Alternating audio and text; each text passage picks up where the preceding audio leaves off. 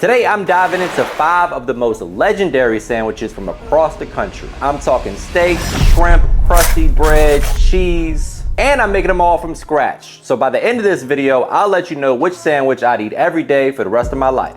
Let's make it happen. We're getting this party started in Philadelphia, the city of brotherly love, with this beautiful thinly shaved ribeye steak, Cooper sharp cheese on an Omarosa roll. All right, guys, if you don't learn anything else about Philadelphia, know this. They don't play about their Philly cheesesteak. And they don't call it that either. They just call it a cheesesteak. But today we're going to get the party started with these onions. I'm going to dice them up, get them nice and caramelized. That's going on our cheesesteak. We're also going to use Cooper sharp cheese to go on top of the perfectly cooked, thinly sliced ribeye steak. And also, you got to have an Omarosa roll. I found these online, got them delivered frozen. We're going to toast them up as well.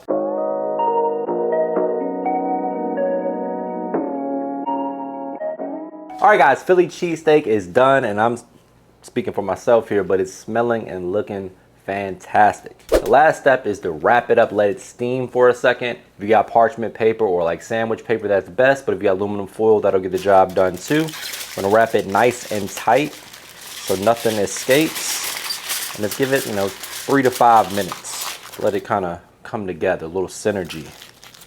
Enhances the flavor, softens the bread just a little bit. It's gonna be good. Now, my friends, it's time for the moment of truth. We get to dig in for the taste test. Really want to piss people off, throw some bell pepper in there. That's how you get the Philly people going. It's good.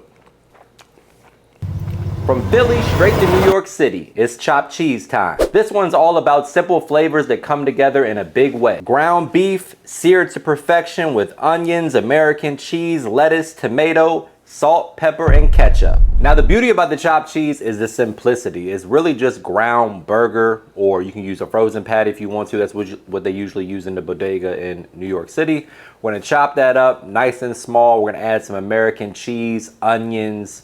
All right, guys, for the chopped cheese, you can use the roll or the hero of your choice. Today, we're going with a simple French bread or Omarosa roll, similar to what we use for the cheesesteak. We're gonna add mayo, ketchup, a little seasoning, lettuce, tomato, and then the beautiful chopped cheese that we just made. All right, guys, moment of truth. Chopped cheese is on the clock. I'm gonna be honest, I've been in New York a million times. I've had a million chopped cheeses, and they're not all amazing. Some of them are good. Some of them are, you wish you got something else. And today's episode is sponsored by Ultima Replenisher. Thank you for keeping me hydrated all summer long. Staying hydrated is a big deal for me, especially in the heat that we're having here in Virginia. Whether I'm filming in the kitchen, running errands, or at the gym, I feel it fast if I don't stay on top of my hydration. That's why I've been loving the Ultima Replenisher. It's an electrolyte drink with 0 sugar, 0 calories, and 0 carbs, but tons of flavor. And the best part, it's not overly salty like some of the other stuff out there, and I've tried them all. All you got to do is grab a stick pack, add it to the water, shake it up, and that's it. You've got hydration on deck with 6 essential electrolytes plus vitamin C and zinc. Honestly, it tastes so good, I'd drink it even if it didn't have all those benefits. They've got a bunch of different flavors too. One of my favorite is grape. They're all vegan, non-GMO, keto, and paleo friendly, so it fits literally in any lifestyle. So go ahead and head to the link in the description below to stay hydrated with Ultima Replenisher, and big thanks to Ultima for sponsoring this video. If you think this one looks good, wait till you see what's next. All the recipes can also be found at MrMakeItHappen.com. Going in for the taste test. Wow. That's a 4 napkin situation right here. It's gonna be tough to beat that. Next stop, we're in New Orleans. We got crispy fried shrimp, lettuce, tomato, and a spicy aioli on a crusty French roll. Simple, but loaded with flavor. Every bite should make a little mess, and that's how you know it's good. All right, people, you can't have a po' boy without a delicious sauce to go with it. So we're gonna go ahead and get the party started with that. You need about a 1/4 cup of mayo. I like Duke's, but use whatever mayo you like. You're also gonna add about 2 or 3 tablespoons of ketchup, followed by a couple teaspoons of hot sauce, Louisiana hot sauce preferably. I don't have any today, so we're using Frank's Red Hot. About a tablespoon or so of garlic, and then we're going in with a little bit of sweet relish, about a tablespoon of that.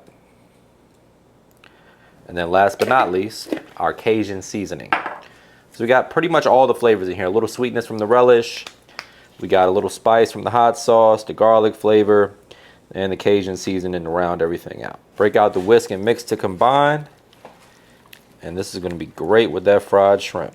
Now there's a couple key points for the shrimp po' boy. You gotta have a French roll. We have something from Cardinal Bakery that we have today. We're gonna toast it up a little bit. We're gonna hit it with the lettuce, tomato, the sauce we just made. And of course, you gotta fry the shrimp to a golden brown, crispy, perfect bite of shrimp.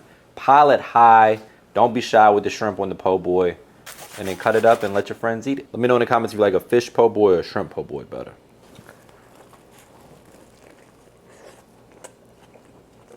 Bread is toasted perfectly. It's gonna be tough.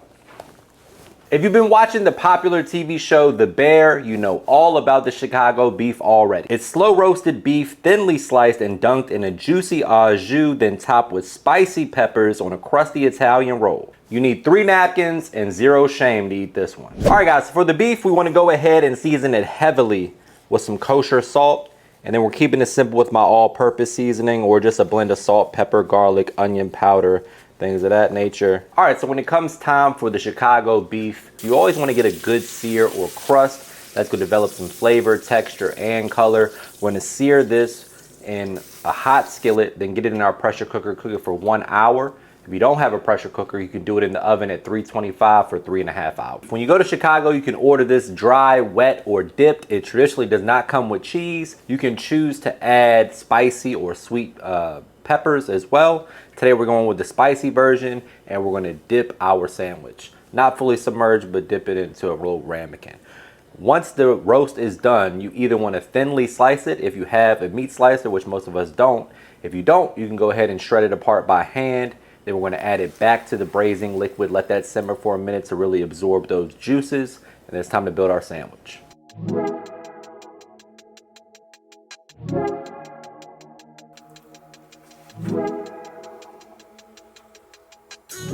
Now, my friends, for the moment of truth, Chicago beef.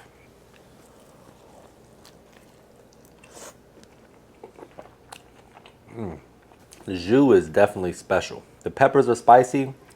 I'm admittedly probably more of a sweet pepper kind of guy, but it's good. I can see why it's a world-renowned sandwich. All right, guys, next up is the Cuban sandwich, which is super popular in places like Miami, which is where I first had it. You can get them in a lot of spots on the East Coast as well. You need a Cuban roll like the one we have here. We're gonna use some thick cut ham, some delicious mojo pulled pork that I'm gonna sear and get that nice and crispy. We're also gonna sear the ham, little Swiss cheese, little yellow mustard, and can't forget the pickle. All right, guys, one of the true stars of the show when it comes to a proper Cuban sandwich is the mojo pork. The marinade should be garlicky, it should be acidic or citrusy, so we're using lime and lemon. You could use orange juice if you want to, but you want to have some citrus notes in there. It should be packed with flavor. All the specific measurements and ingredients, of course, are listed for you at MrMakeItHappen.com, but you want this pork to go ahead and marinate for at least 2 to 4 hours overnight if you got the time.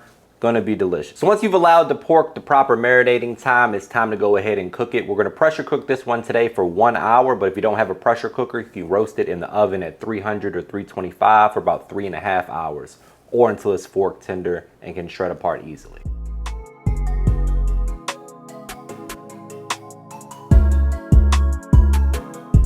All right, people, Cuban sandwich is on the clock. I'm excited about this one. I think it's a sleeper sandwich. I don't think it gets the respect and love that it deserves. If you want to recreate this at home, go to MrMakeItHappen.com and grab the recipe. Make sure you hit the like, comment, subscribe, all that good stuff.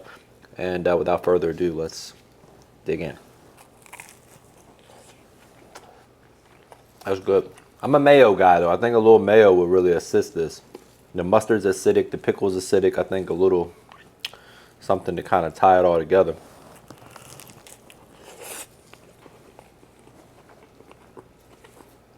Good sandwich though. All right, people, let's go ahead and wrap this up. If I had to rank them, they're all really good. My number 1 is going to be the chopped cheese, followed closely at number 2 by the shrimp po' boy.